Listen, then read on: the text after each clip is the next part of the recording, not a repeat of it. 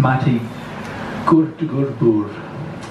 Mattie is a teacher-educator, born in Vlissingen in the Netherlands, now living in Spakenburg. She is a committed people person and works primarily with people with personality disorders. She has always been fascinated by the possibility of playing with language. She observes the world around her with curiosity. She wants to capture it in words and pictures and display it in its own perspective.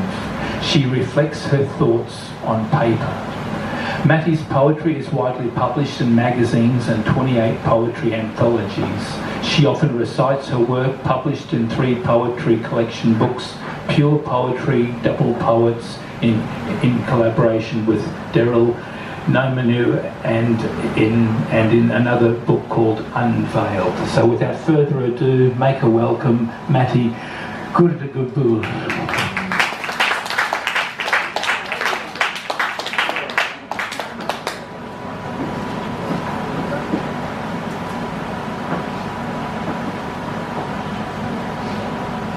Hi, I am Mattie Goedegebuur from the Netherlands, as you already know. I'm staying in your lovely country already for about a month, and I've been to my brother in Victoria, and now I'm staying with my sister and my mom in Perth. All the poems that I've put together have been written from inspiration as I've traveled the world, and they're also inspired through life experiences.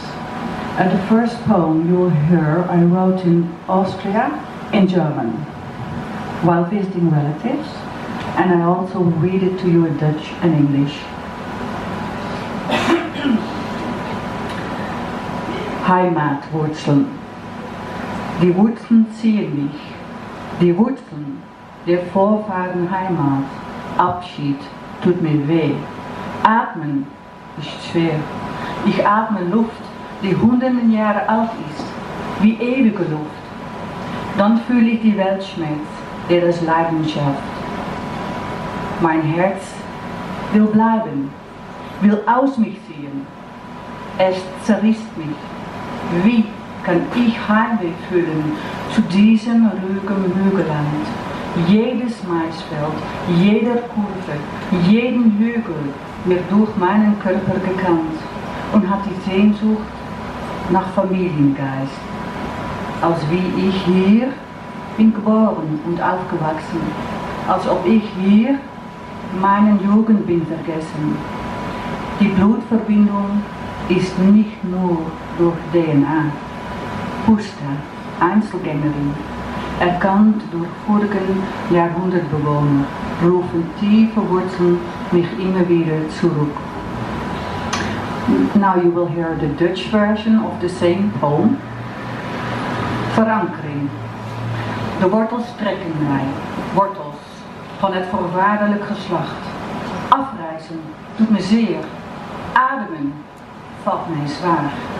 Ik adem lucht van honderden jaren oud, eeuwige lucht, waarin ik weltschmerz bespeur, die het lijden baart. Mijn hart wil blijven, wil uit mij trekken, het verscheurt mij. Hoe kan ik heimwee gewaar worden naar dit rustige heuvelland? Elk korenveld, elke bocht, elke heuvel is gekend door mijn lichaam, verlangend naar gedeelde kern. Alsof ik hier, geboren en getogen, alsof ik hier mijn jeugd vergeten ben. Bloedband, niet enkel de DNA, Pusta, Einzelgängerin, door vorige eeuwbewoners herkend, roepen diepe wortelen mij terug. And then the last version will be in English, so now you finally can understand. Deep roots. The roots pull me, roots of ancestral lineage. Departing provides pain. Breathing is hard for me. I breathe air which is hundreds of years old, like eternal air, in which I detect the pain of the world that gives birth to suffering. My heart wants to stay, wants to leave me. It tears me apart. How can I feel homesick to this peaceful, hilly country? Every cornfield, every curve, every hill is known by my body and longing for family spirit. As if here I am born and raised, as if here I have forgotten my childhood. The blood ties are not just through DNA. Step lone wolf, recognized by previous century inhabitants, deep roots keep calling me back.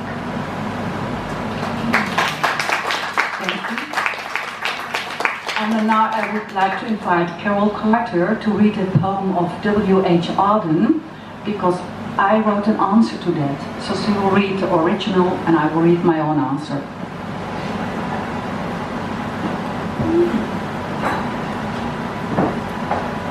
The More Loving One, W.H. Auden. Looking up at the stars, I know quite well that for all they care I can go to hell. But on earth indifference is the least we have to dread from man or beast. How should we like it if stars were to burn with a passion for us we could not return? If equal affection cannot be, let the more loving one be me. Admirer as I think I am of stars that do not give a damn, I cannot now, I see them, say I missed one terribly all day. For all stars to disappear or die, I should look to learn at an empty sky, and feel its total dark sublime, though this might take me a little time.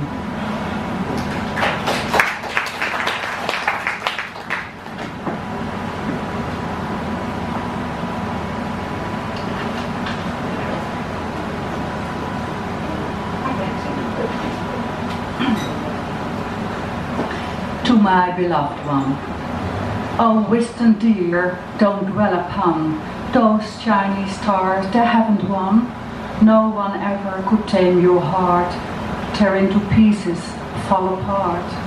You have to lock away your love for the heavenly bodies from above, because you learn to love deep black and hide the love you lack.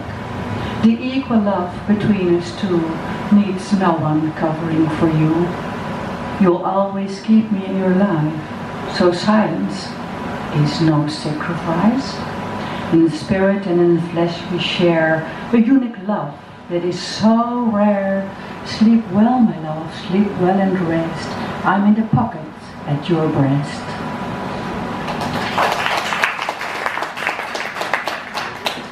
Thank you. The next poem is also very close to my heart. Pouring. Like water, I flow. I surround you with all my love, soft and wet. My tears dry by your kisses. Your silent lips tell me those words I crave for. I've written the next poem in South Africa, where I was watching African ladies, strong women. Women with 10-kilo maize flour wearing as a hat, don't walk, they shuffle. Women dressed in bright colors which flap in the wind, flow through red earth.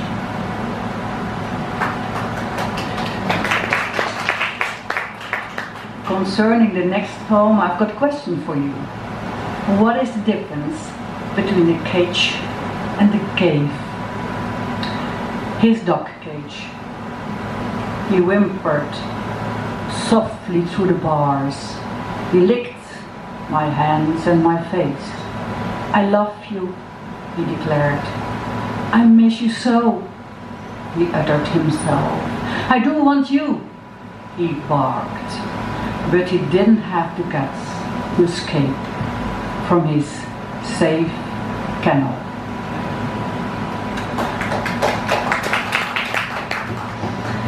We all know people who experience feelings described in the next poem. Idiom of sad. She is as old as parchment. but her wisdom fled to her dominant grief. She lives today, and that day is loaded with emptiness. She will live forever with her mellow feelings. No emotions will she ever experience again. Her life is without purpose. Her thoughts wander out of control and are tracking her mind.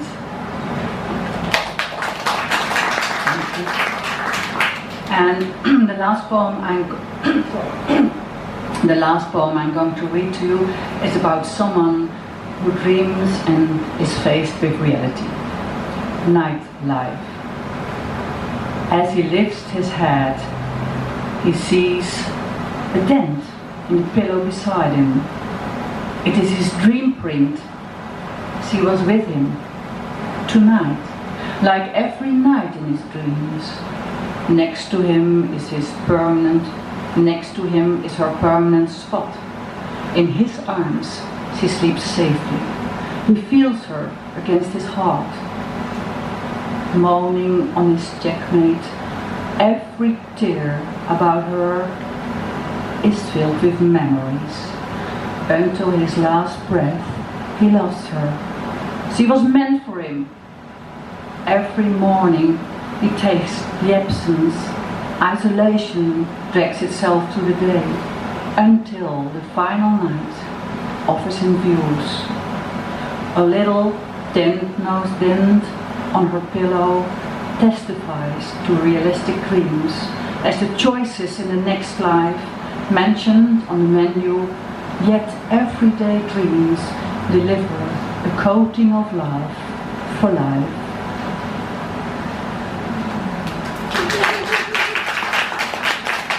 Because I don't have an English poetry book, I will provide you with a handout which contains most of the just read poems and my contact information. You can find it on the table over there.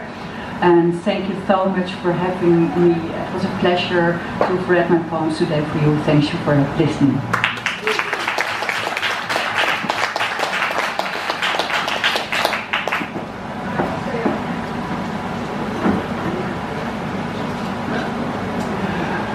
Applause please for Mattie Goedegebuur. Thank you very much.